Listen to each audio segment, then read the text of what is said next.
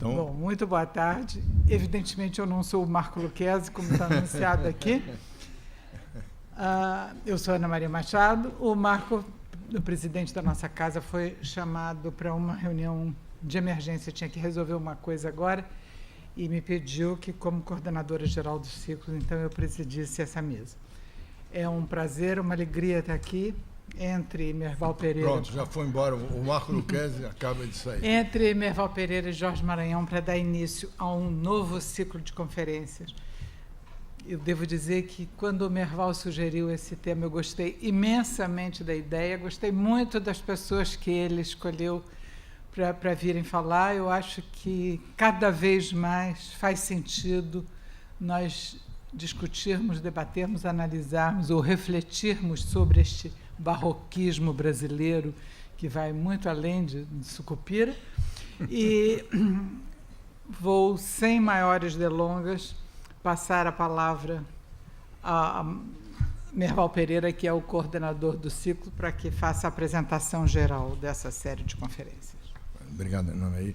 Boa tarde a todos, é um prazer estar aqui.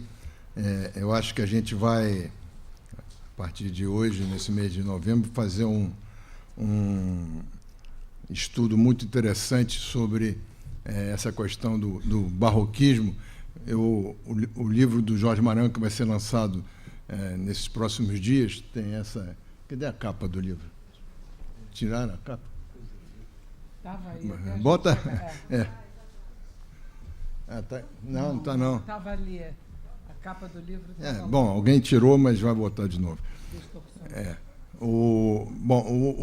Hoje nós tivemos uma reunião, como todas as quintas-feiras, na plenária da academia, e, por coincidência, a gente tratou da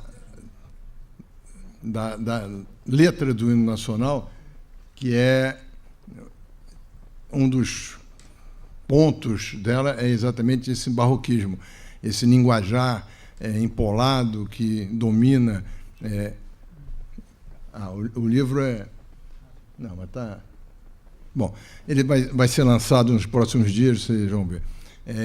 O barroquismo é uma metáfora do país que herdou o olhar barroco das artes plásticas no século XVI e que se mantém, esse olhar, enraizado na nossa cultura até os dias de hoje. Vamos abordar as distorções brasileiras entre a teoria e a prática, entre o pensar e o agir, entre o código moral e a conduta social. O célebre exemplo do sujeito que luta contra a corrupção, esbraveja contra a corrupção, mas dá um suborno para o guarda de esquina não multá-lo. Entre o código moral e a conduta social, entre a lei e a observância da lei, num país em que há leis que não pegam. Muito atual nos dias de hoje, vamos analisar as consequências da distorção na relação entre governantes e governados, que fogem de seus deveres cívicos, vistos quase sempre como supérfluos ou anacrônicos. Uma transposição cultural desastrosa do barroco, segundo o escritor e educador Jorge Maranhão, que está lançando um livro sobre esse assunto. A ideia é que, analisados os entraves barrocos, do barroquismo, exercício da nossa cidadania, possamos partir para uma nova narrativa de país, que nos leve a uma sociedade contemporânea menos desigual, superando as dificuldades burocráticas, semânticas e até psicológicas do barroquismo. A gente vai, durante o ciclo, nós vamos ter a professora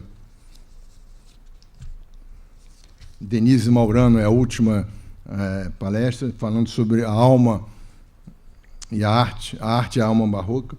Nós vamos ter o professor Mário Guerreiro falando exatamente sobre a cultura barroca, e o ex-ministro e ex-presidente do Supremo, Nelson Jobim, falando sobre o juridiquês, essa linguagem empolada que nós estamos acostumados a ouvir há muito tempo pela TV Justiça, vendo os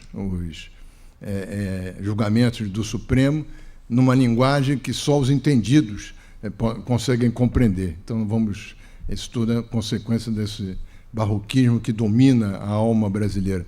Então, eu queria dar a palavra ao Jorge Maranhão, que é consultor em comunicação, escritor, empreendedor social.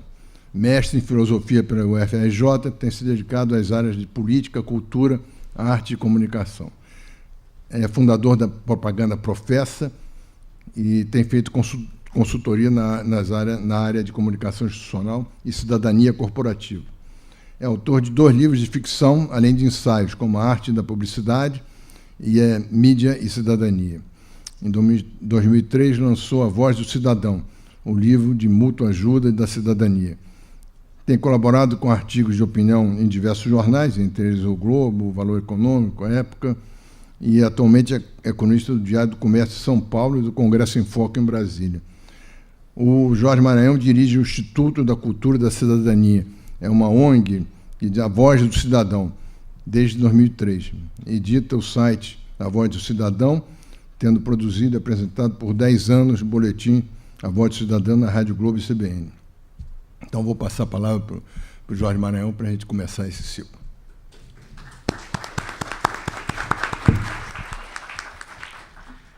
Obrigado, Merval. Boa tarde. É uma honra estar aqui, já pela segunda vez. Eu estou aqui enfrentando essa casa de alta cultura brasileira, em tempos de tão baixa cultura, né? Então, vamos lá. De alguns anos para cá, o Brasil tem surpreendido a maioria dos analistas políticos. Nenhuma nação democrática do Ocidente veio a empreender tamanha reviravolta, o que eu chamo de torção barroquista, saindo de um eleitorado quase omisso para a polarização ideológica nunca dantes vista. Para entender isso, temos de examinar as motivações mais recalcadas de nosso imaginário social. O Brasil não tem apenas ansiado por mudanças de governantes, sejam políticos novos ou outsiders, tem ansiado por mudanças profundas no comportamento social da própria cidadania. E tem exigido tal retorção cultural desde as grandes manifestações de 2013.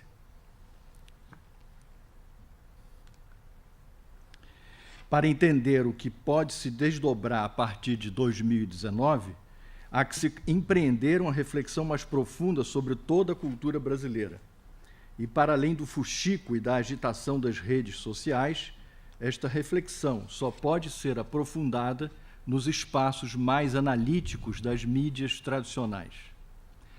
Penso que estamos despertando para o sentido mais verdadeiro de nossa cidadania política, e a recente contorção ideológica é a demonstração de uma torção cultural mais profunda, o esgotamento, enfim, de nosso barroquismo. Quando poderemos inaugurar a era da nossa razão e bom senso iluminista.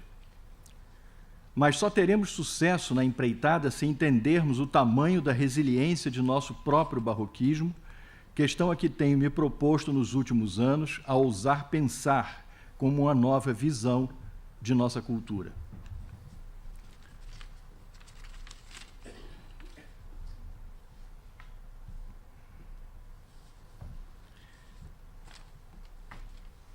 Como não me satisfaço com a interpretação do Brasil até hoje postas, fui atrás de entender a nossa cultura barroca e o legado de torções, retorções, contorções e distorções barroquistas onipresentes em nossa alma coletiva. Foi quando acordei um dia de um sonho de como destorcer o Brasil ou desfazer a torção barroquista de que somos cativos. Quando trocamos cultura barroca por arte barroca, estamos trocando um fenômeno bem mais abrangente pelo fenômeno singular da arte.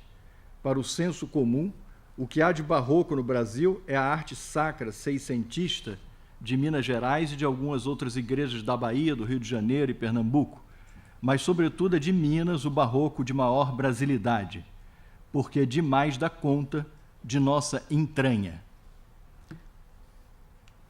Não temos ideia de que esta cultura, que tem sido a mais longeva do país e durado cerca de 3 séculos nas artes, resiste até os dias de hoje, manifesta impregnada em nossa linguagem, em nossas mentes, na maneira barroquista de como utilizamos a língua portuguesa e pensamos a realidade do mundo.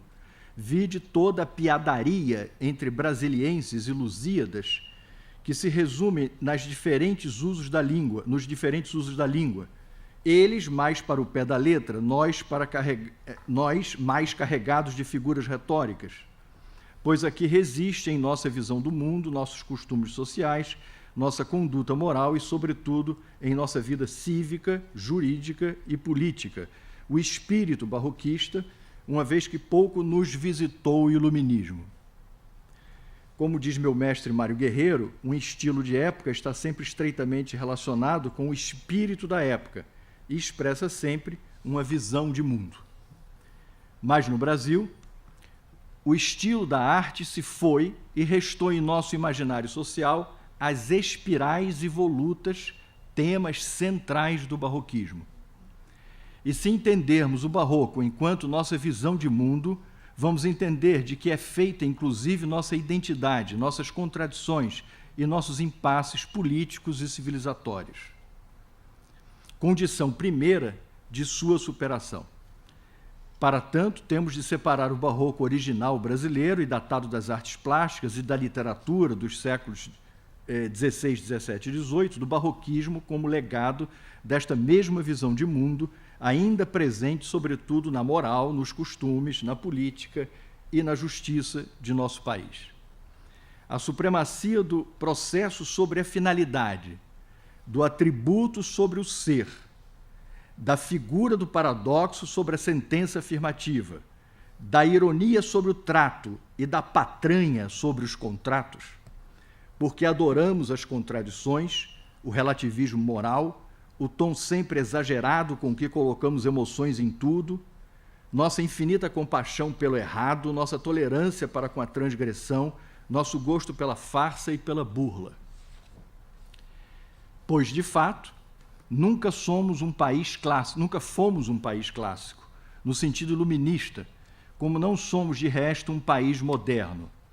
Se tanto, somos emocionalmente românticos, que nada mais é do que uma recidiva dos valores legados pela visão do mundo barroquista. Mas para não falar do país do carnaval ou da carnavalização geral do país. Imaginem levar ante o juízo de um cidadão de uma cultura temperada pelo iluminismo a nossa tentativa insana de restaurar a cena de Cristo Rei dos judeus, preso e crucificado entre ladrões, no cenário recente de nossa miséria política. Pater Deus miserere nobis. O máximo de contorção jurídica quase bem-sucedida pela nossa mais distorcida e corrompida política nacional, vamos ver só até quanto dura. Não somos mais razoáveis, não somos mesmo razoáveis. Assim como não fomos temperados pela Renascença, sequer nos bafejou a razoabilidade iluminista.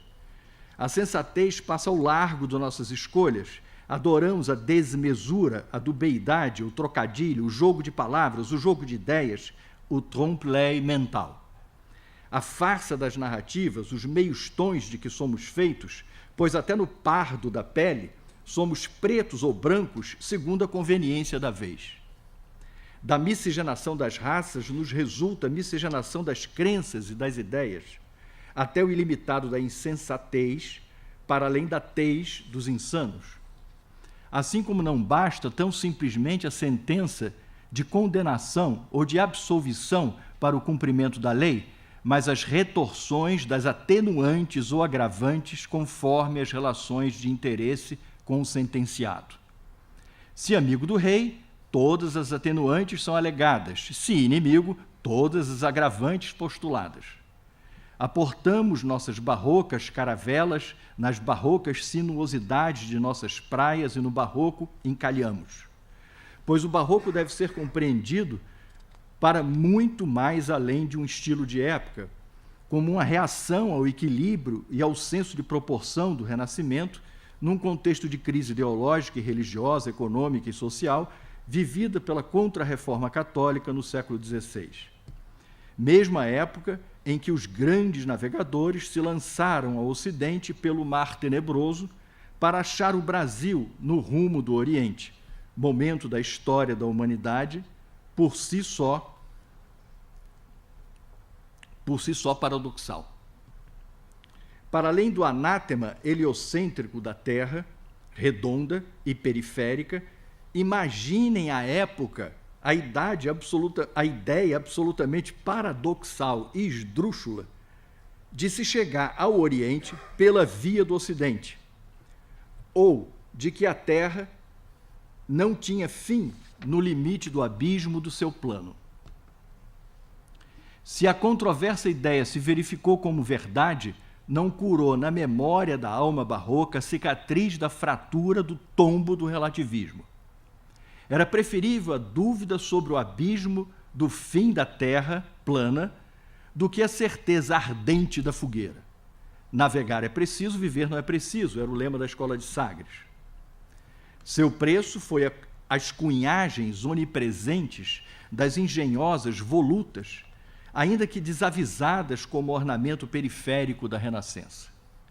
Assim como expressão maior da coexistência de ideias antagônicas, o paradoxo, entre o enxame de dezenas de outras figuras retóricas, foi um dos mais usados recursos retóricos do Barroco, como a pensar e exprimir os conflitos de sentimentos e ambivalência de emoções no espírito do homem em estado natural de pecado. Como também a resposta do gênero dramatúrgico da farsa e seu tratamento de fina ironia e sarcasmo para com aquelas almas penadas. Como uma revolta de sentidos ou explosão de sentimentos em face da sensatez, da fria harmonia do equilíbrio das proporções e da chamada justa medida da Renascença. Se a sensação não é boa conselheira, a emoção pura nos leva a perder a orientação. Como nos testes de fazer o paciente rodar em torno de si mesmo para lhe avaliar a vertigem que o deixa sem rumo, trocando os sentidos da realidade, o norte pelo sul, a esquerda pela direita, como se entrados num labirinto cretense em espiral. O Barroco visa exatamente a suspensão da sensatez, do senso comum, da milenar arte da prudência, do razoável. É o efeito pelo efeito, o adorno feito adornamento sem fim, a desmesura do adereço que compromete o comedimento, a cautela e o equilíbrio da sabedoria. O discurso da centralidade do ornamento das volutas da Renascença e até então periféricas, que nos assalta a tentação fáustica da ancestral experiência edênica da suspensão do juízo ordenada por Maniqueu e seus hereges. No Barroco, o homem sucumbe ao ancestral pecado original da soberba e se iguala a Deus por achar que é senhor do seu destino. Senão, como resistir a uma cena de Michelangelo, a uma cantata de Bach, a uma oitava de Camões, a um diálogo de Shakespeare, se o Barroco permanece no mundo de todos os tempos nessas obras-primas da humanidade? Sobretudo em terras que não experimentaram a Renascença clássica e nos faz naturalmente súditos da grandiloquência divina e sobrenatural. É importante salientar, todavia, que o paradoxo não é uma contradição, onde um termo nega o outro, resultando na supremacia de um sobre o outro. O paradoxo admite a coexistência dos termos contraditórios, a dilogia dos sentidos opostos, abrigando a tese e a antítese num único enunciado, num único elemento de significação, sendo e não sendo algo ao mesmo tempo, em franca ambivalência. E não é só o paradoxo que abriga a ambivalência barroca, mas a hipérbole, a ironia, a farsa, a hipérbole do ver demais, a ironia do tratar para não destratar, a farsa do relatar para encantar, que resultam no paradoxo relativista do pensar. No canto da sereia do sofisma, de persuadir, não de convencer, não fossem estas as quatro principais figuras a nos tirar dos quatro pontos cardeais, a nos desorientar em definitivo. Se foi a torção, a contorção da dor dos queimados vivos nas fogueiras abrasadas do Santo Ofício, foi por retorção e contorção da dor do padecimento de índios e africanos, sob a perseguição das bandeiras e a dominação da escravatura, aqui mesmo na terra de Santa Cruz, logo depois eternizada em Brasa, Brasil. Como foi extorsão,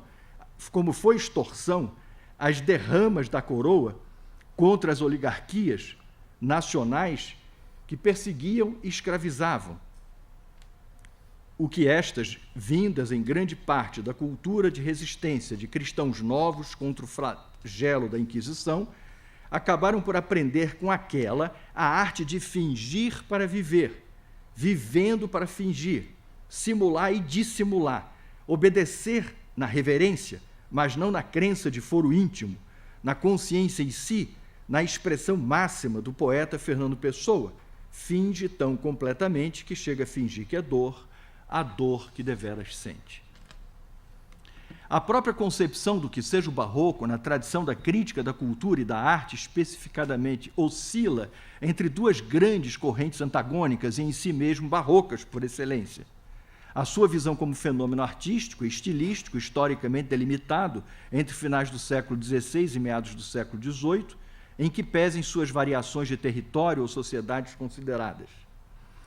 Na Europa Latina e suas colônias, e a visão do barroco como uma categoria cultural transcendendo estilos artísticos e períodos históricos, fenômeno cultural de formas diversificadas de manifestação em diversos momentos e realidades geográficas. Tamanha foi a perplexidade dos historiadores das artes e dos críticos quanto à riqueza profusa da arte barroca, que estudiosos, oriundos da Escola da História da Arte de Viena, como Burckhardt e Heinrich Wölfflin, dedicaram suas vidas ao estudo, sobretudo, das manifestações do barroco na arquitetura, na escultura, na pintura, desde a Renascença italiana até o advento do neoclassicismo iluminista. Apesar de as discussões se manterem ainda vivas entre os críticos e filósofos da cultura, permaneço alinhado a esta última concepção mais abrangente do barroco como complexo cultural, ou visão de mundo independente de estilos de época ou períodos históricos, e que teve no ensaísta espanhol Eugênio Dors o seu expoente, notadamente em sua obra Lo Barroco, onde expõe sua ambiciosa teoria cultural sobre o estilo, no que foi seguido por destacados pensadores como Henri Faucillon e Ernest Curtius, sobretudo em sua caracterização simbólica da pintura clássica como gênero dos elementos que pesam e da barroca como gênero dos elementos que voam.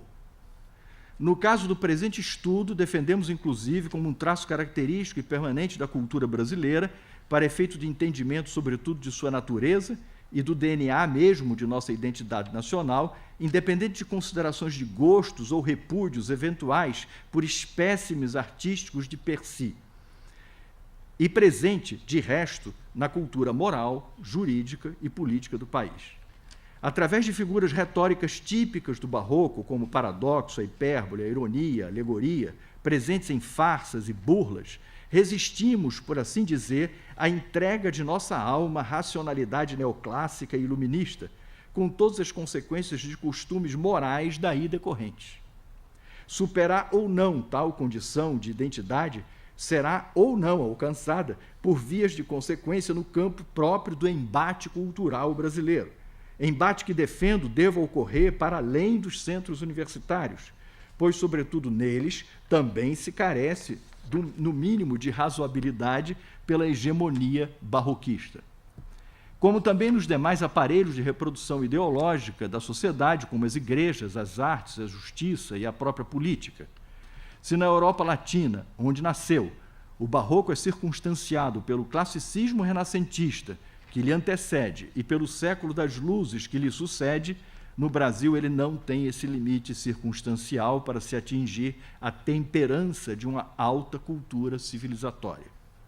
Pois a desmesura do barroco nasce justamente com o próprio país nos séculos XVI e XVII de sua formação cultural, transbordando soberano pelo arcadismo do século XVIII, pelo romantismo do século XIX e até mesmo pelo modernismo, em pleno século XX, livre de maiores ponderações classicistas.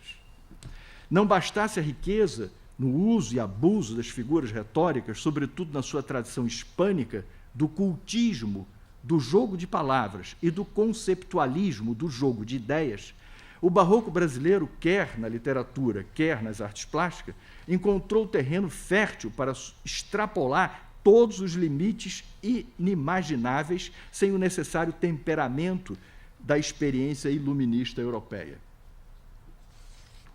Além do que, a própria exuberância da natureza convidava a todas as desmesuras e afoitezas da expressão cultural nas artes e nas letras, para além da suspensão do pecado, abaixo da linha do Equador, do célebre dizer de Gaspar Barleus, citado por Sérgio Buarque de Holanda.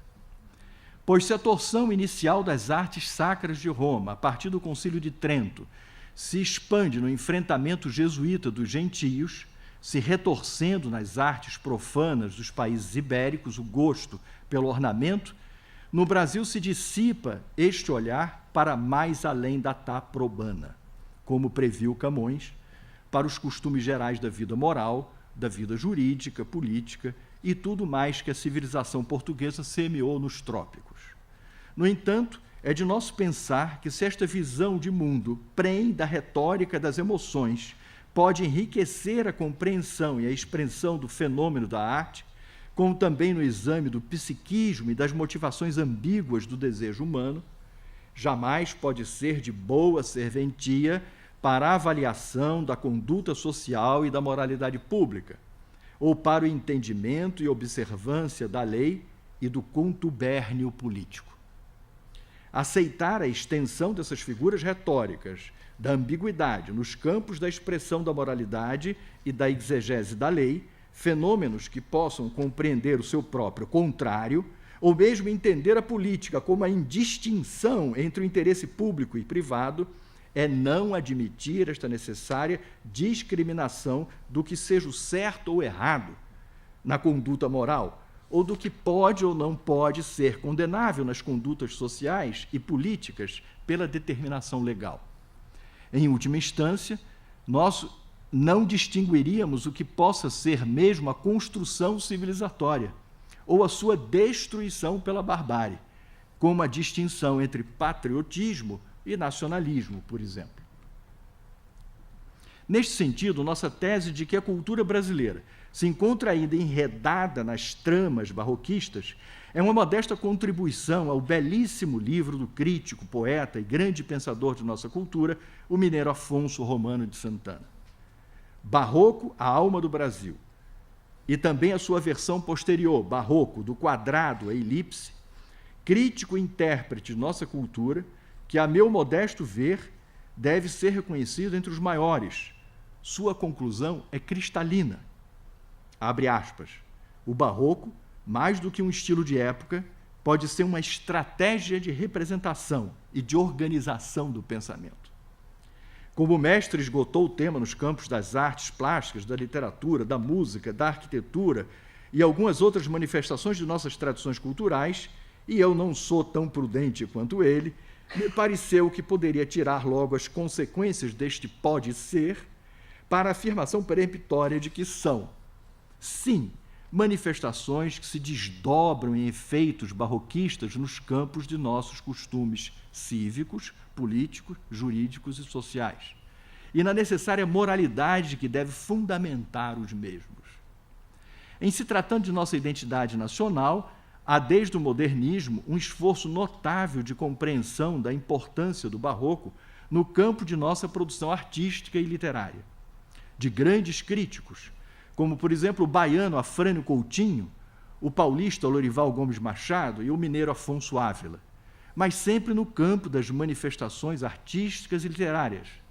O segundo, sobretudo nas artes plásticas, esgota o tema, enquanto o primeiro e o terceiro tratam do barroco na expressão literária e, para além das duas grandes obras do período, a obra sacra de Padre Antônio Vieira e a profana de Gregório de Matos. Mas sua transposição para outros campos sociais é apenas insinuada por Afonso Romano de Santana, o que me faz ousar esse estudo por simples dever cívico de contribuir com o esforço de interpretação de nossas difamadas mazelas. Afinal, É o próprio teórico e crítico suíço Wolfling, um dos maiores estudiosos do fenômeno cultural do Barroco, que já na introdução do seu clássico, Renascença e Barroco, alude ao mesmo como uma, entre aspas, abre aspas, uma dissolução, decomposição, degeneração mesma do estilo rigoroso da Renascença clássica. Mesmo que tenha mais tarde, na continuidade de sua obra, reabilitado o estilo barroco enquanto estilo autônomo ao classicismo, juntamente com a contribuição de uma latinidade definitiva de Eugênio d'Ors, este era o pensamento reinante à época seiscentista até a irrupção modernista em pleno século XX. E não é por acaso que o barroco europeu buscou o contraponto da Renascença, revelando um novo mundo e uma nova cultura na mesma época em que se descobre o Brasil. Não por acaso, pois a descoberta não tinha apenas motivações mercantis, mas, sobretudo, culturais. Mesmo que se tratasse da expansão contra-reformista do catolicismo jesuíta em suas colônias, as necessárias concessões culturais como mistério da ação colonizadora me levam sempre a pensar que nós mesmos tenhamos aprendido a nos enxergar sob o signo desta falta de rigor, dessa frouxa moral, desta lassidão dos costumes a que se referiu Wolfling, e pela qual se entende hoje como relativismo moral. Pois bem, chegando em nossas terras, as principais características da cultura barroca nativa, e para além da expressão da arte que todos consagraram, são as figuras da ambiguidade, para além da farsa e do exagero, embora essas últimas não deixem de resultar em ambivalência também. Como da nossa predileção pelo gênero da farsa teatral, legado dos autos satíricos vicentinos, e na composição dos personagens, legado do traço marcado da caricatura, inaugurada com os irmãos Carati no barroco italiano dos séculos XVI e XVII. A cultura barroquista brasileira, não como vertente, mas como paradigma da cultura barroca mundial. Para além da hipérbole do ver, a ironia do tratar, a farsa do relatar e o paradoxo do pensar que dominam o nosso imaginário social, não apenas nas artes, mas em todo o nosso complexo cultural. E reitero, no ato de ver, no trato com o outro, no relato do feito, no objeto do contrato, respectivamente, figuras retóricas que, sobremaneira, torcem e distorcem valores. Como já se disse sobre nossa cultura política, que começa com as hiperbólicas promessas dos candidatos em campanhas eleitorais e termina com os eufemismos de sempre ao tentar justificar o péssimo desempenho de seus governos. Pura farsa. Já no início do século XIX, quando enfim acordamos nossa independência com os Lusíadas, que falta não nos fizeram aqueles ares iluministas que ventilaram a Europa e a América. Se não vejamos a emblemática e fatídica máxima atribuída a Abraham Lincoln, abre aspas, pode-se enganar a todos por algum tempo, pode-se enganar a alguns por todo o tempo, mas não se pode enganar a todos todo o tempo. O limite, enfim, da tradição sofista. Como prova de que a cultura americana, diferentemente da cultura brasileira, foi arejada pelo iluminismo reformista de anglicanos e calvinistas, ao contrário da nossa contra-reformista e hegemônica influência barroco-jesuítica, este lema traz em si a ideia clara do bom senso e da razoabilidade, princípios fundadores do classicismo e que haveriam de imperar dali por diante. Todavia, na linha da farsa, como gênero de nossa predileção e de nosso legado barroquista, o que veremos no Brasil nos próximos 2 séculos, até mesmo na chamada Constituição Cidadã, é exatamente a ausência total da razoabilidade, de proporção e de bom senso mesmo. Quando se prescreve 74 vezes a ideia de direitos, sem sequer meia dúzia de citações de sua forçosa contrapartida do dever, cabe lembrar a observação ferina de um dos seus próprios constituintes, o acadêmico liberal Roberto Campos, em franca minoria na Assembleia, denunciando que a conta não iria fechar, como não fecha até hoje. O que vemos como o maior problema nacional, a ilusão de que o orçamento público corresponde à lenda grega e sofista da cornucópia da abundância, da roda da fortuna medieval ou mesmo da romântica fábula da vaca leiteira. A ideia esquerdista e demagógica, por excelência, de que o Estado é provedor mor de todos, como um leviatã de burras infindas.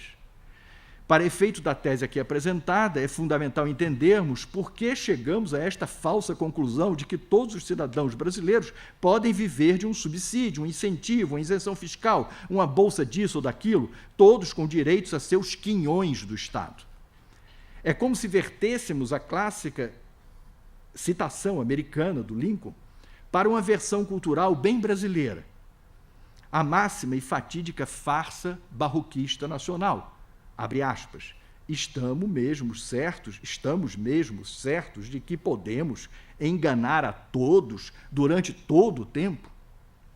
Pois bem, há alguns anos, quando tive essa intuição de que, por além do estilo barroco, nas artes e nas letras brasileiras, nossa visão de mundo permanecia barroquista, prém da farsa como gênero dramático predileto de nossa cultura, e suas figuras retóricas correspondentes, como o paradoxo, a ironia, a hipérbole, não aceitei que a tese já não tivesse sido explorada por algum de nossos clássicos intérpretes do Brasil. Busquei sofregamente em Gilberto Freire, Sérgio Buarque de Holanda, Caio Prado Júnior e outros, e não encontrei nada de substancioso sobre o transbordamento de nosso barroquismo para além das artes e das letras, como defendo aqui, sobretudo no campo da moral, da justiça, da política. Estudiosos no campo das artes, como Lorival Gomes Machado, e nas letras, como Afonso Ávila, ou mesmo Afrânio Coutinho, com seu belo Ensaio sobre o Barroco, permaneciam no campo das artes e das letras, sobretudo Afonso Romano de Santana, o que de melhor li sobre o Barroco nacional e que afirma que, abre aspas, no Brasil, as sinuosidades barrocas, mais que um estilo artístico, são a forma sensual e mística da expressão de um povo. Como Afonso Ávila, que estuda a extrapolação da arte barroca mineira nas festividades cívico-religiosas de Minas do século XVIII, Afonso Romano de Santana nos alude sua presença em outros campos de nossa expressão cultural, mas ambos não demonstram a presença objetiva, como ela se dá e com que propósito. Com esta questão a me intrigar e a instigar, passei em revista as obras de dezenas de nossos maiores criadores e escritores, expressões máximas de nossa alta cultura, na literatura, na arquitetura, no cinema, nas artes plásticas, na música, e, embora tenha encontrado resquícios barroquistas nas mesmas, não encontrei menção de seu transbordamento para outros campos da expressão da vida social e cultural. Só encontrei a pista, mas não o caminho a percorrer, na afirmação de Afonso Ávila. Abre aspas. Entre as raízes remotas e os condicionamentos mais decisivos de nosso desenvolvimento histórico e cultural está, por certo, o barroco, não enquanto tão só um estilo artístico, mas sim como um fenômeno de maior complexidade, um estado de espírito, uma visão de mundo, um estilo de vida, de que as manifestações da arte serão a expressão sublimadora.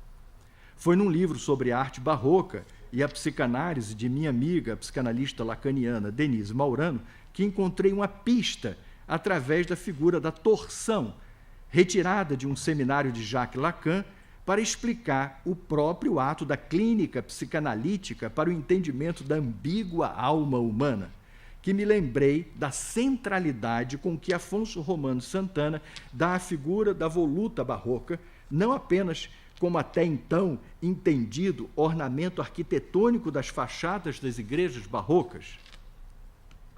A partir daí,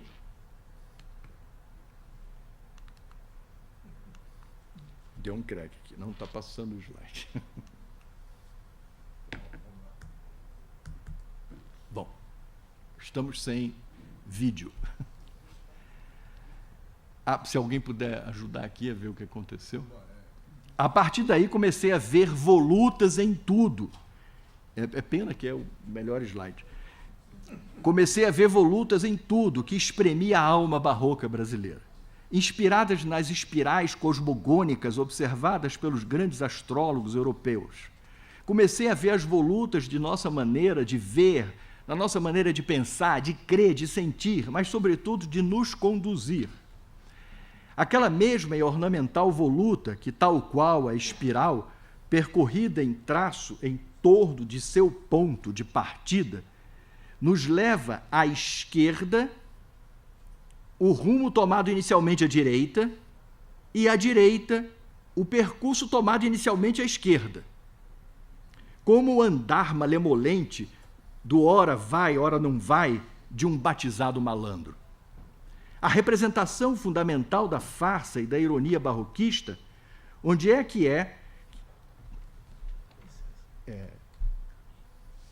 não está rodando. Isso. Eu apertei errado, mas aqui então não está funcionando. Tá, voltou. Desculpa. Realmente é minha barroquismo. Aquela mesma e ornamental voluta que, tal qual a espiral percorrida em traço em torno de seu ponto de partida, nos leva à esquerda, o rumo inicialmente à direita, tomado à direita, e à direita o percurso tomado inicialmente à esquerda, como andar malemolente do ora vai, ora não vai, de um batizado malandro. A representação fundamental da farsa e da ironia barroquista, onde o que é parece não ser, e o que não é, de repente, parece ser. Do paradoxo maior do relativismo moral, que não pode justificar os meios termos, negando os próprios termos, quando, na nossa falta de renascença, da escassez da razão, ousei parodiar Descartes para entender o Brasil. Penso torto, logo existo torto. E seguindo na hipérbole, por ver torto, penso torto, por crer e sentir torto, me conduzo torto, e tudo entorto.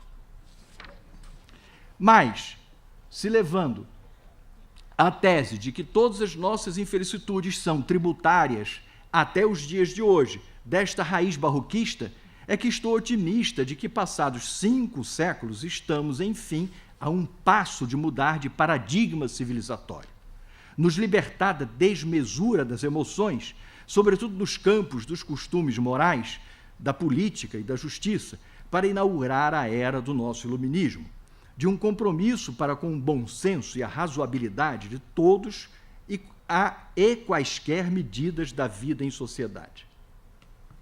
No livro que estou lançando daqui a alguns dias, reclamando o protagonismo de alguns centros de nossa alta cultura, como poucos conseguimos construir no Brasil, e contra a banalização da cultura de massa, exatamente por conta desse nosso barroquismo resiliente, sobretudo na moral, na política e na justiça, pergunto o que nos poderá salvar desta condenação ao degredo, da estagnação ou da barbárie civilizatória. Pedi ajuda a meu amigo Merval, um dos poucos jornalistas comprometidos com bom senso iluminista, numa mídia plena de um jornalismo contorcionista da realidade. E Merval, sempre generoso, me perguntou por que não recrutávamos quem nos pudesse ajudar a examinar nosso barroquismo nos campos que eu mesmo apontava. Daí o convite ao meu mestre Mário Guerreiro, que me honra aqui com a presença, com a intrigante pergunta que eu fiz para ele. Somos um povo vencidos pelos sofismas da persuasão barroquista e não pelo bom senso iluminista do convencimento pela verdade? Daí o pedido ao nosso jurista de escola, Nelson Jobim, para nos elucidar a questão do nosso tortuoso juridiquês, como se explica pelo legado barroquista de nossa cultura. E a Denise Maurano, em que medida as torções, que é uma psicanalista, então, em que medida as torções e contorções de dor, barroquistas de nossa alma, distorcem nossas condutas sociais. Quando então o Merval, com a maior competência do que eu, poderá, enfim, nos brindar com a explicação do repúdio com que os cidadãos brasileiros acordaram para a cidadania política nos últimos anos. Estão a varrer da cena política grande parte dos usurpadores do poder público nacional. Seria, enfim, nossa tardia chegada ao bom senso iluminista? Eu, de minha modesta parte, apenas proponho o capítulo final desse meu novo livro, dedicado a entender o processo de participação crescente da cidadania na vida política nacional. O que o Brasil parece estar querendo enfrentar com essas últimas eleições, senão o fruto maior de nossa tradição barroquista, que assaltou a República a partir da Revolução de 30, seu legado esquerdista e socialista de relativismo moral e farsa, muitas das vezes travestido de social-democracia, que, no dizer genial de Roberto Campos, são os socialistas envergonhados. Pois bem, o Brasil está cansado do barroquismo, da ironia, da hipérbole, da ambiguidade, do paradoxo, da mistificação ou da mestiçagem ideológica. Quando a estratégia barroquista da social-democracia de sempre foi negar o necessário confronto entre verdade e falsidade, com as meias-verdades de sempre. Quando os cidadãos estão manifestando sua preferência por enxergar a realidade com as suas verdadeiras tintas, o que vem a ser patriotismo, o que é a antinomia entre a direita e a esquerda, o limite conservador dos valores morais, como cautela para o assodamento progressista, a superação da doença infantil do esquerdismo, o que se chama, numa palavra, de bom senso e que inaugura, enfim, nossa possível entrada na ordem da razoabilidade iluminista. No outro dia mesmo, o acadêmico Joaquim Falcão nos alertou aqui, nesta casa, para as antinomias constitucionais. Devemos abandonar a Constituição atrás de superar seus aparentes paradoxos ou enfrentar o sentido mais profundo de nossa crise de valores, que falseia uma oposição entre liberdade e lei? Porque acredito que estamos virando a página do barroquismo e entrando, enfim, numa era iluminista.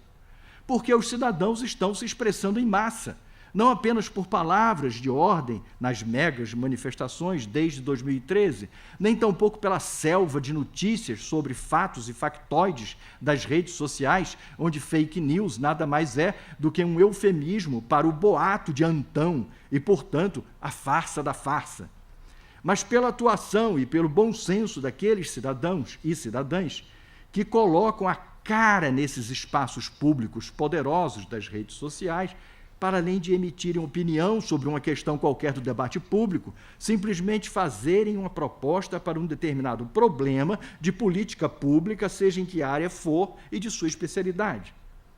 Esses que são o que chamo dos verdadeiros agentes de cidadania, que dou como receita na última parte do meu livro, porque ninguém é barroquista em público, sujeito ao constrangimento inerente do espaço público. E em público ninguém exerce a insensatez e a desmesura impunemente. Para que tudo que temos feito de torção, retorção, contorção e distorção entre público e privado possa ser, enfim, destorcido ou desfeito de sua torção para a tardia inauguração da República, que tem sido a nossa farsa maior. E nos livremos, enfim, da maldição de Frei Vicente Salvador, que já em 1630 afirmava, abre aspas, nenhum homem nesta terra é repúblico, nem zela ou trata do bem comum, senão cada um do bem particular. Pois bem, chegou a hora dos agentes de cidadania que perceberam a urgência de destorcer o Brasil, de desfazer a grande torção barroquista de nossa cultura política, que se não tratassem do bem público como um mínimo de razoabilidade e bom senso, como bem de interesse público e não de interesse privado, acabariam por comprometer seus próprios bens privados. Muito obrigado.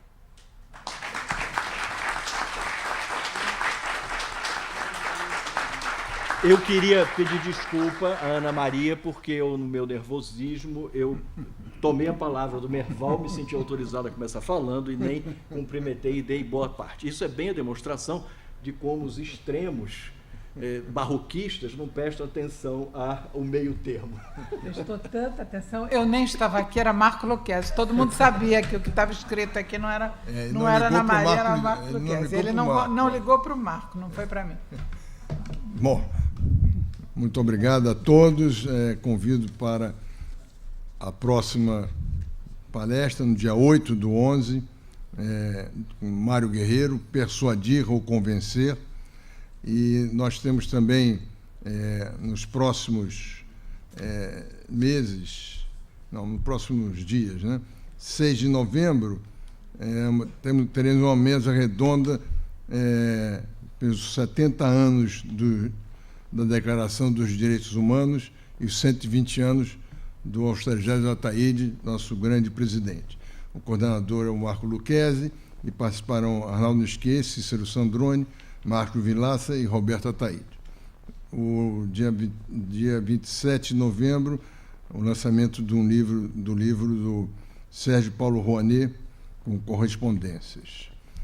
E no dia 27 de novembro, a liberdade de expressão da luta contra a censura às fake news. A coordenação do Seminário do Brasil-Brasis. A coordenação do acadêmico Domício Proença Filho, a coordenadora acadêmica Rosisca Darcy de Oliveira, e os palestrantes serão Daniela Pinheiro e Pablo Cerdeira. Bom, então, convido a todos para o dia 8, a palestra do Mário Guerreiro, na continuidade... Dia 6, né? Dia 8. Na palestra de continuidade do nosso ciclo. Muito obrigado à presença de todos. Não, obrigada. E antes de encerrar a sessão, queria só dizer que a mesa redonda do dia 6, sobre os 70 anos da Declaração dos Direitos Humanos, vai ser no Petit Trianon. Estão todos convidados. Muito obrigada.